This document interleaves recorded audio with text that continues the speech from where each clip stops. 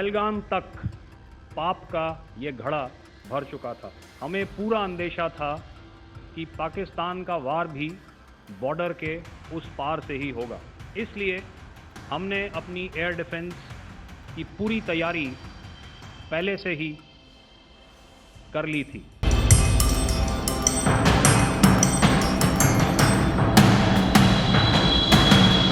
कोई मौका नहीं था कि पाकिस्तान एयरफोर्स ये मल्टी टियर डिफेंस को पार करके पीछे हमारी एयरफील्ड या लॉजिस्टिक इंस्टॉलेशंस को टारगेट कर पाए। हमारी एयरफील्ड्स हर प्रकार से ऑपरेशनल हैं। पाकिस्तान के ड्रोन्स और वेपनाइज्ड यूएवीज से की गई हमलावर कोशिशें भी इस ग्रिड के कारण नाकाम हुई।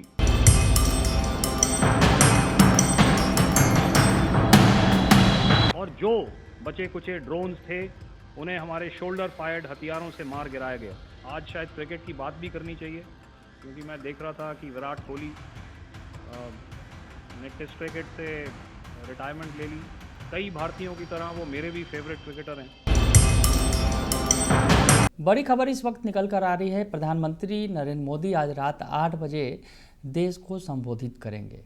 इससे पहले डीजीएमओ लेवल की बातचीत भी होनी है आज पाकिस्तान से, और सेना अधिकारियों ने पाकिस्तान पर हुई कार्रवाई को आज विस्तार से फिर बताया है। नमस्कार, दर्श न्यूज में आपका स्वागत है। मैं हूं अनुराग। प्रधानमंत्री नरेंद्र मोदी आज रात 8 बजे देश को संबोधित करेंगे। पाकिस्तान पर हुई कार्रवाई के बाद ये संबोधन काफ़ी खास होगा, महत्वपूर्ण होगा।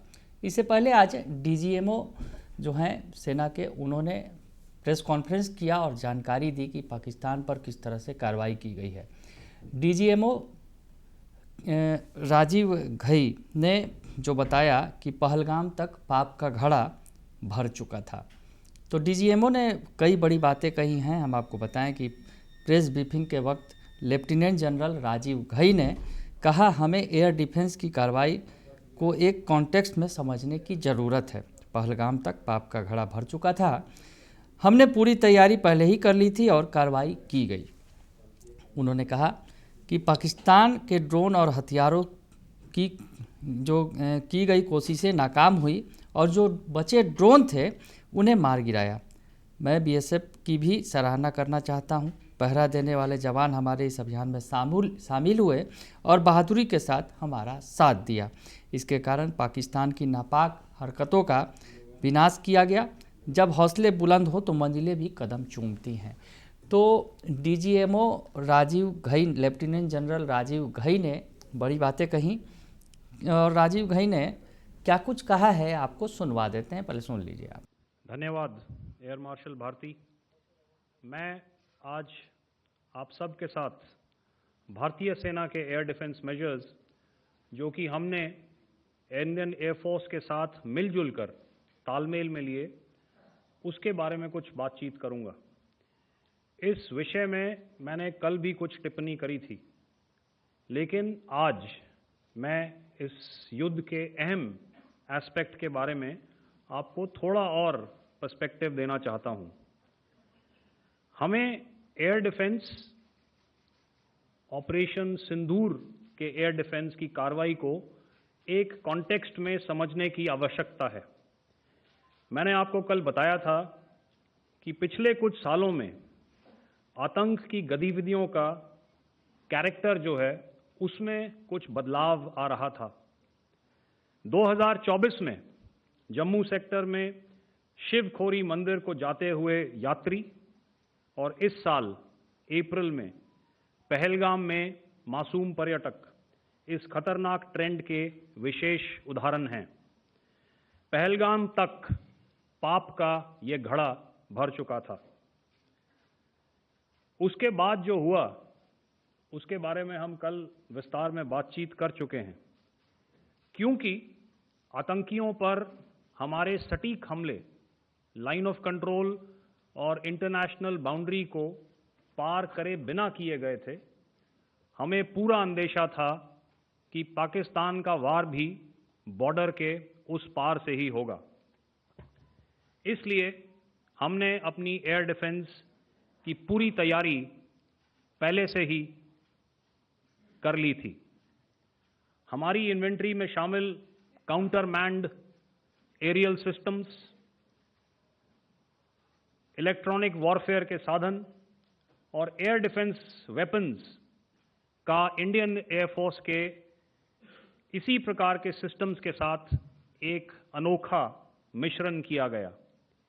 इसलिए आपने देखा कि जब जब पाकिस्तान एयरफोर्स ने हमारे एयरफील्ड्स और लॉजिस्टिक इंस्टॉलेशंस में 9 और 10 मई की रात को लगातार हमले किए, वो इस मजबूत एयर डिफेंस ग्रिड के सामने विफल हो गए।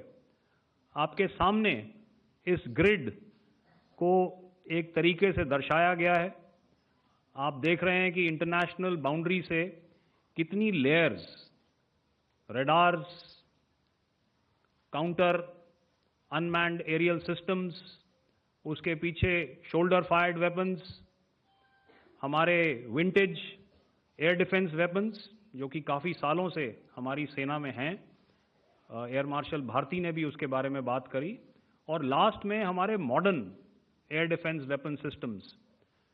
तो कोई मौका नहीं था कि पाकिस्तान एयरफोर्स ये मल्टी टियर डिफेंस को पार करके पीछे हमारी एयरफील्ड्स या लॉजिस्टिक इंस्टॉलेशंस को टारगेट कर पाए। ये जो डायग्राम आप अपने सामने देख रहे हैं, ये मुझे एक इंसिडेंट की याद दिला रहा है। और मैं आपको इस उदाहरण के ज़रिए से एक ये एस्पेक्ट हाईलाइट करना चाहता हूँ। जब मैं स्कूल में था तो तकरीबन मेरे ख्याल से ये 70 का दशक था, और उस समय इंग्लैंड और ऑस्ट्रेलिया के बीच में, आज शायद क्रिकेट की बात भी करनी चाहिए क्योंकि मैं देख रहा था कि विराट कोहली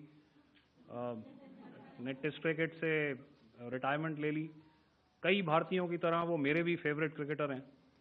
तो 70 के दशक में ऑस्ट्रेलिया और इंग्लैंड की फेमस एशेज सीरीज चल रही थी, और उस समय ऑस्ट्रेलिया के दो बहुत तेज गेंदबाज जो कि क्रिकेट हिस्ट्री में बड़ा उनका नाम है, जेफ थॉमसन और डेनिस लिली, उन्होंने अंग्रेजी बैट्समैन और उनकी बैटिंग लाइनअप को तहस नहस कर दिया था।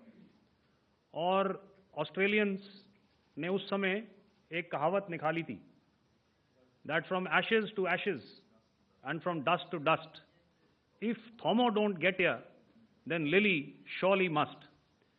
और अगर आप इस लेयर को देखें तो आप समझ जाएंगे कि मैं आपको क्या बताने की कोशिश कर रहा हूं। तो अगर आप सारे सिस्टम्स को पार कर भी गए तो आपको फिर भी एयरफील्ड या लॉजिस्टिक इंस्टॉलेशन या जो भी चीज़ को आप टारगेट कर रहे हैं उसमें पहुंचने से पहले कोई ना कोई इस लेयर्ड ग्रिड का सिस्टम ज़रूर गिरा देगा। जो दुर्दशा कल आपने पाकिस्तान एयरफील्ड्स की देखी, और शायद आज भी एयर मार्शल भारती की प्रेजेंटेशन में, हमारी एयरफील्ड्स हर प्रकार से ऑपरेशनल हैं। यही नहीं, पाकिस्तान के ड्रोन्स और वेपनाइज्ड यूएवीज से की गई हमलावर कोशिशें भी इस ग्रिड के कारण नाकाम हुई, और जो बचे कुचे ड्रोन्स थे उन्हें हमारे शोल्डर फायर्ड हथियारों से मार गिराया गया। मैं यहाँ पर अपनी बॉर्डर सिक्योरिटी फोर्स की भी सराहना करना चाहता हूँ।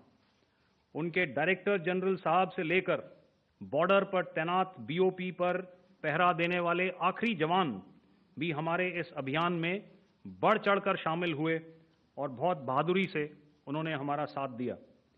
उनके काउंटर अनार्म्ड सिस्टम्स भी हमारे इस मल्टी टियर्ड एयर डिफेंस ग्रिड का हिस्सा थे, जिसके कारण पाकिस्तान की नापाक हरकतों का विनाश किया गया।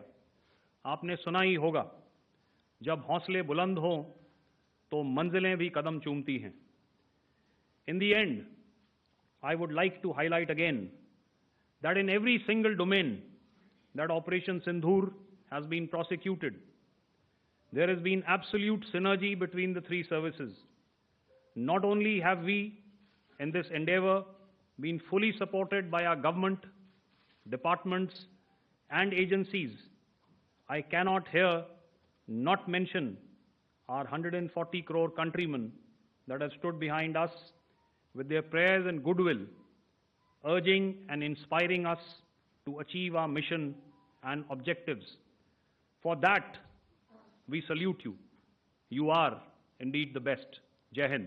तो सुना आपने कि डीजीएमओ की जो प्रेस कॉन्फ्रेंस हुई उसमें उन्होंने बातें जो कहीं और पाकिस्तान के खिलाफ जो कार्रवाइयाँ हुई उनकी जानकारी दी, और साथ ही साथ DGMO lieutenant general Rajiv Ghai ने कहा, हमारे एयरफील्ड और लॉजिस्टिक को निशाना बनाना बहुत मुश्किल है। मैंने देखा कि विराट कोहली ने हाल ही में टेस्ट क्रिकेट से संन्यास लिया है। वह मेरे पसंदीदा खिलाड़ियों में से एक हैं। 1970 के दशक में ऑस्ट्रेलिया और इंग्लैंड के बीच मैच के दौरान 2 ऑस्ट्रेलियाई गेंदबाजों ने इंग्लैंड की बल्लेबाजी लाइनअप को तहस-नहस कर दिया था, और तब ऑस्ट्रेलिया ने एक कहावत गढ़ी थी, राख से राख, धूल से धूल, अगर थामो तुम्हें नहीं पकड़ता तो लीली तुम्हें पकड़ लेगी। अगर आप परतें देखेंगे तो आप समझ जाएंगे कि मैं क्या कुछ कहना चाह रहा हूँ। भले ही आप सभी परतों को पार कर ले, लेकिन इस ग्रिड सिस्टम की परतों में से एक आपको ज़रूर प्रभावित करेगी। तो डीजीएमओ राजीव घई ने इशारों में बहुत कुछ बातें बताई, इशारों में बहुत कुछ कह दिया। विराट कोहली के संन्यास का भी जिक्र किया और लिली थॉम्सन की गेंदबाजी का भी जिक्र किया, और इनके ज़रिए जो है एक बड़ा मैसेज देने की कोशिश की। बने रहिए दर्श न्यूज़ के साथ, तमाम खबरों से आपको अपडेट रखेंगे। फिलहाल के लिए इतना ही, धन्यवाद।